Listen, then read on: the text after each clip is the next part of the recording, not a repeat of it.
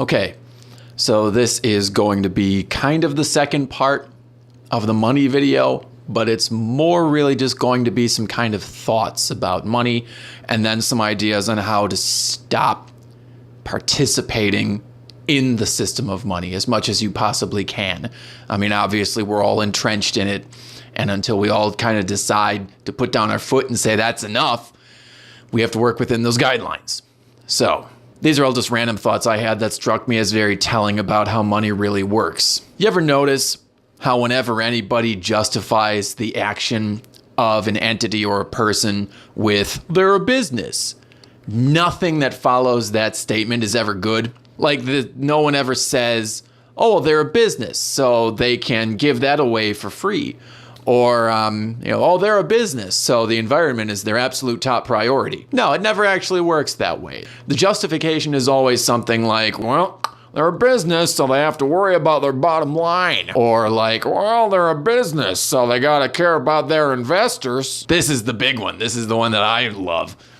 Well, they're a business, not a charity. Because business is the opposite of charity. Because charities are selfless and businesses are selfish. And we all know it. And it's an excuse for the terrible, selfish, destructive behavior of businesses for money. So then, of course, there's the rule of law. We've talked about the rule of law quite a lot.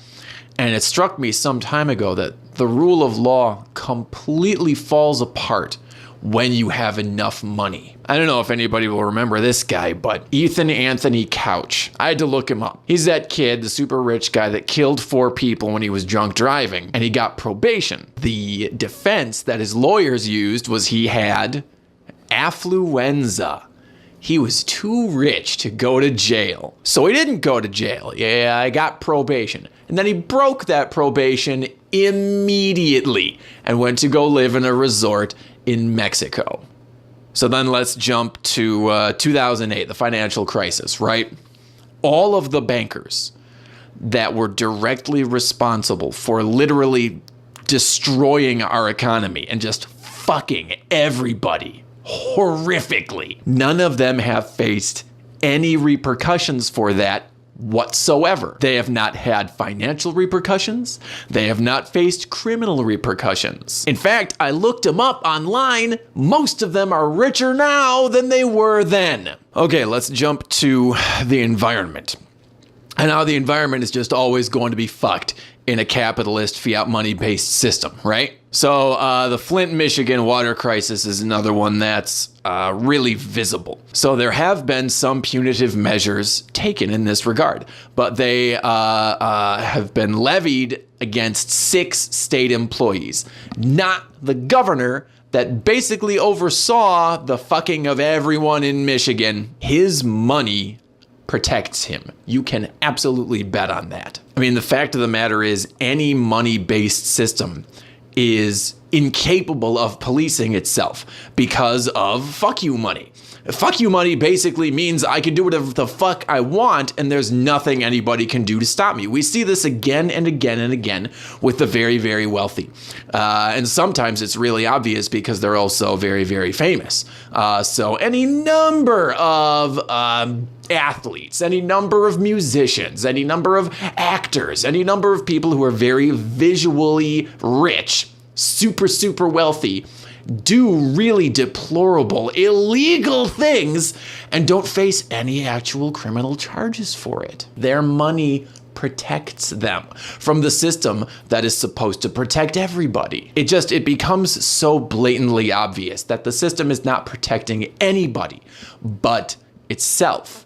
And that system runs on money. American anarchist Lucy Parsons was quoted as saying, "Will you deny that your jails are filled with the children of the poor, not the children of the rich? Will you deny that men steal because their bellies are empty?" So the first part of that quote that really strikes me, the figures are blatant. The jails, the prison system are filled with people who do not have access to what they need. And let's not even forget that if you do actually get caught, and there's no way that you can weasel yourself out and you're rich, right?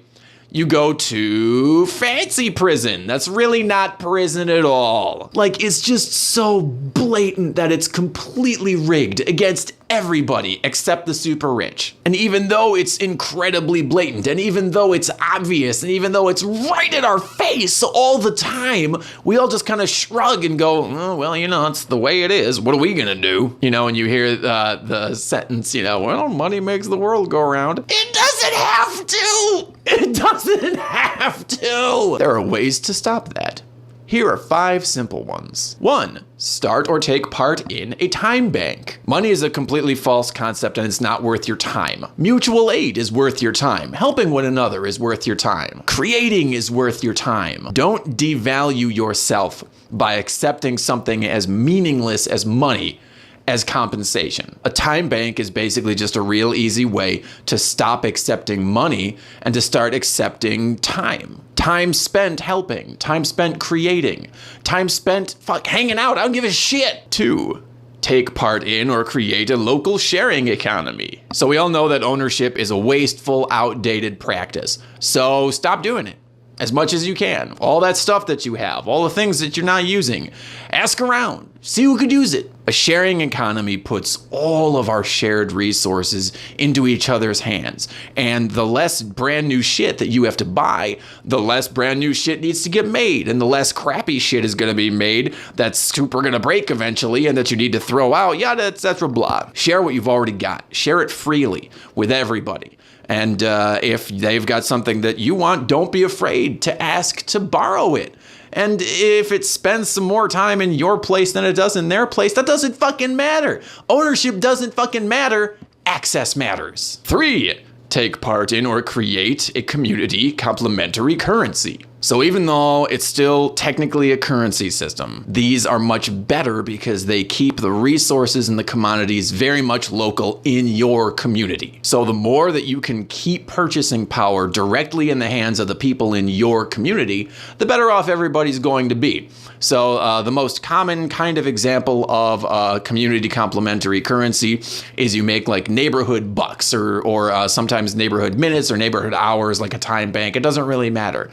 And then you reach out to local businesses and have them cooperate with the whole thing so that they can accept that local currency instead of whatever the major currency of your area is, this example, the American dollar. Keep those American dollars, those shitty, awful dollars out of your community. And instead, keep the money that you've created and the money that has value for you and for your community and for your locale and your neighbors and your friends and your family. Give back to the people that are actually helping, and let that kind of fake money, I mean, it's all fake money, but let that do the talking. That's the idea. 4, become less dependent on buying things. This one's obviously pretty fucking hard, but some of it's pretty easy actually. If you can and are capable of doing so, grow your own food as much as you can. Make your own goods as much as you can. Mend broken goods instead of buying new goods. That's maybe the biggest way that we can take ourselves right out of the money system. Use the things you already have, fix them, improve them, keep them, and then share them. 5, stop accepting money as much as possible and then explain why. Where applicable, don't accept money for work done. Instead, accept advice, accept help, accept food. But most importantly, explain why you're not accepting money. Some major talking points. Money has no real value. Your work and your time are worth so much more than such a valueless thing as money. The money system hurts everyone and everything. Literally. Money only helps the system that values it over people, over the environment. In a money system, there can be no such thing as true freedom. Money is just dumb. Oh, it's so fucking dumb. I know some of these things are not real easy to consider. And some of these things are super pie in the sky right now. But steps like this, if taken en masse, can have a real effect because people will begin to notice. And once people begin to notice, then they'll think, oh, maybe this can happen. And once we get enough people to really think that and to really believe it, it can't be a bad thing, right?